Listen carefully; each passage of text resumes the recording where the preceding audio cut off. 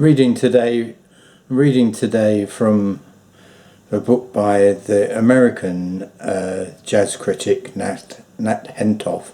The book is called The Jazz Life. And I didn't believe it when I first read this book. It's so extremely different from Europeans and particularly English, I suppose, own experience of jazz and Negro musicians and Negroes as a race, if that's the right term. In this country we don't have a group of people who are easily visually identified as separate from the rest.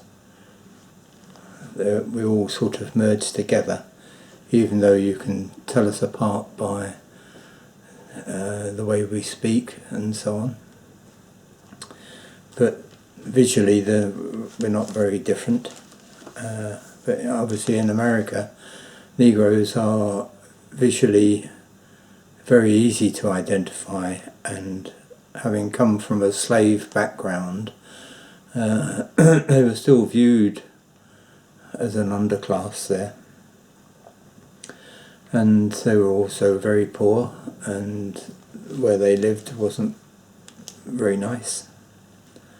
And among poor people you often get a lot of violence because they find it hard to make a living, I suppose. Anyway, this here is about Nat Hentoff's introduction to a jazz club, and it's the Savoy Bar, I think he calls it. I'll find out in a minute. I think it's the Savoy Bar in Boston, and that's not to be confused with the Savoy Ballroom in New York. And by the time you've heard this, you certainly won't confuse it. So this chapter is called Night School at the Savoy. And Nat Hentoff says, "My own introduction to the jazz life began with a record of Artie Shaw's Nightmare. I came from a home where any overt expression of emotion was calculated and measured, lest it roar out of control. Standing in a record store one afternoon, however, I shocked myself by yelling in pleasure at the first bars of Nightmare. Pianist Red Garland recently reminded me of that day by describing his reaction to first hearing Charlie Parker on a jukebox in Dallas. I just laughed aloud," Red recalls. "He made me feel so good." Jazz stays with many of us because, as Whitney Ballett has noted, it is the sound of surprise. When you walk into a jazz club, you never know what combinations of emotions, some perhaps long dormant, will be reawakened and reset before the night is out. I've seen rickety, introverted listeners begin tapping their feet. Rigidly introverted listeners begin tapping their feet, rocking their bodies, and suddenly breaking into an uncontrollable "yeah." From Shaw, I went to Duke Ellington, Louis Armstrong, Fats Waller, blues singer Petey Wheatstraw, the devil's son-in-law, and I was hooked.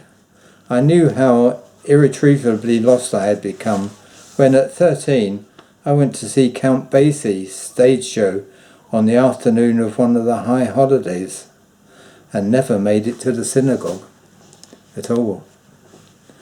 Neither God nor my father struck me dead, though the latter, his father, thundered for weeks. In any case, my record collection continued to grow. Records, however, can only provide a small insight into the jazz life as a whole. I know critics who avoid going to jazz clubs and getting to know the musicians because they feel the resulting personal relationships, friendly or otherwise, would inevitably affect their judgment of the men's music. Yet records are not enough to provide a full understanding of a jazzman's work. There is an added physical and emotional impact in seeing a man play. The music is so personal that with the best players, their instruments have become extensions of themselves. Furthermore, the musicians feel much freer in a nightclub than in a recording studio, and most take many more chances in a week of club work than a year of recording. Yes, I've just been reading about this with Miles Davis, that he preferred to playing in a nightclub and the music was much riskier than in the recording studio. And I'll try and do a reading from Miles when I've found a nice little snippet to read. Sidney Bechet is the first jazz musician I remember seeing. I was 12 and he had invaded the bouncer's eye at a Boston nightclub. I'd heard Bechet's throaty, whooping soprano saxophone on recordings, but I wasn't prepared for the visual power of the man. Chunky, with a deceptively benign face and soft Creole drawl voice, Bechet changed into a demonic top sergeant when he raised his long, straight soprano sax, stomped out the beat, and hurled his band as if with his fist into the music.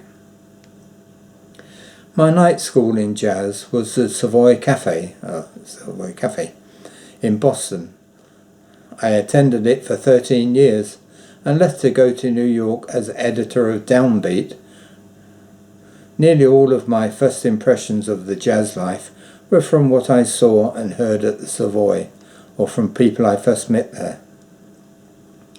The Savoy was just across the tracks that separated the Negro section of the Back Bay from the whites. It was a long, narrow room with a bandstand crammed against the centre of the wall on the right. At first its patrons were mainly Negroes, with a small, prideful nucleus of white jazz buffs that included amateur and professional musicians, a bank guard and a bank official, a cab driver, a physicist, and assorted intellectuals, lesbians and pre-beats. I think pre-beats means before the beat generation, and whatever that was. Well, I don't know. The manager was a remarkably even-tempered, beer-bloated Irishman who never quite recovered from having changed his bass from a predictable neighbourhood bar to a room where the sound climbed in volumes through the night as the personal relationships of the regulars became more jangled and the drunks multiplied. Steve, who had no visible racial prejudices and was equally polite to the lesbians and the policy runners, was often was often made a confidant, mainly because he was the only one present who didn't seem interested in telling his own story. He never knew quite what to make of what he heard and what he saw. But years later, after the Savoy closed and he retired to Florida, Steve told a former regular how much he missed the place. It sure was a lively place there, wasn't it? Steve did come to recognise a number of automatic reactions in the jazz life at Savoy.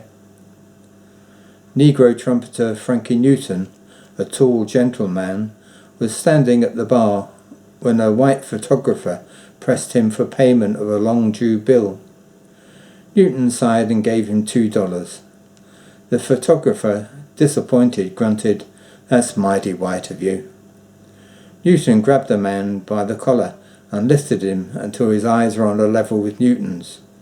"You mean," Newton whispered, "it's mighty black of me." Steve continued wiping the beer glasses.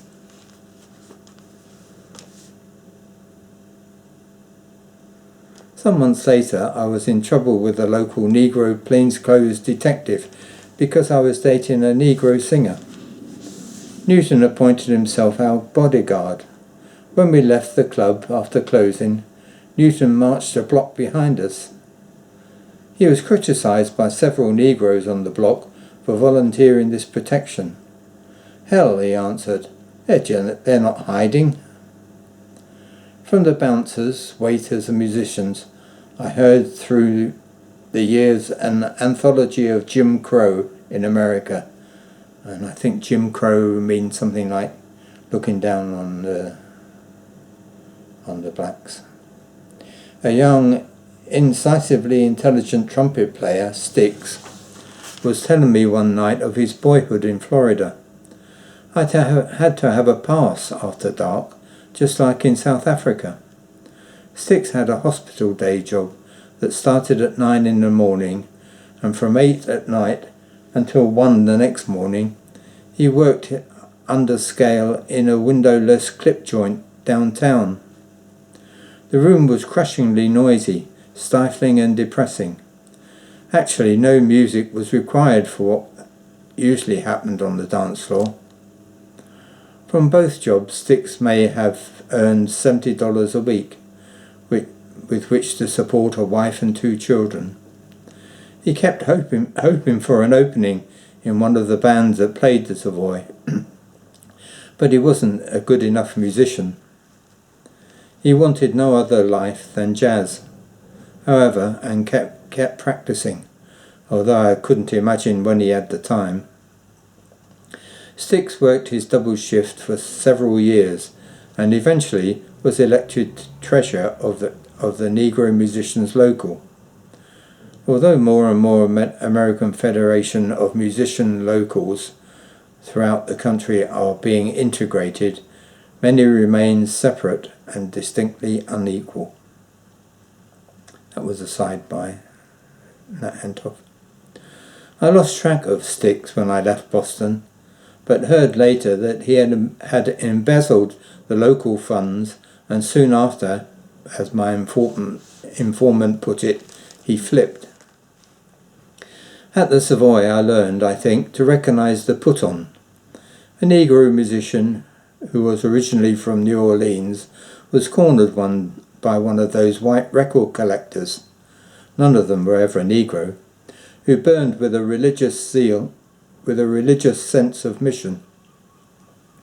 Their grail was to collect the definitive jazz discographies of all the players ever involved in a jazz record session. The courteous white-haired musician accepted the offer of a drink, and then several more, while inventing a series of ancient all-star recording dates that drove the collector into a frenzy of self-congratulation at his private eye perseverance. No gold prospector could ever have been happier with a strike. Years later, Louis Armstrong was more candid in a British interview. "All I was interested in doing the sessions and getting paid." Similarly, there was a night when Duke Ellington, hounded by a collector, turned in uncharacteristic public exasperation and pointed to his men returning to the stand. "Look, what you see there is just 16 men earning their living." Steve was put on regularly. The cellar at the Savoy was coat room, rehearsal quarters and private drinking club for the musicians. There were no windows and no door other than the one leading to the club. In the mid-40s, Coleman Hawkins brought a group to the Savoy. The pianist was an impregnably reserved young man named Thelonious Monk. I had waited until after closing one night, while Steve and his bouncer locked up. When we were on the sidewalk, Steve remembered that he hadn't seen Monk leave. "Go down and look for him," he told the bouncer. The bouncer came up from the cellar and reported there was no trace of Monk. Steve scratched his head and stood indecisively in front of the door. Suddenly there were steps on the cellar stairs, and Monk appeared. "Where were you?" asked Steve. Monk looked at him as if from a great distance, and answered with slow, calm dignity, "I was walking on the ceiling."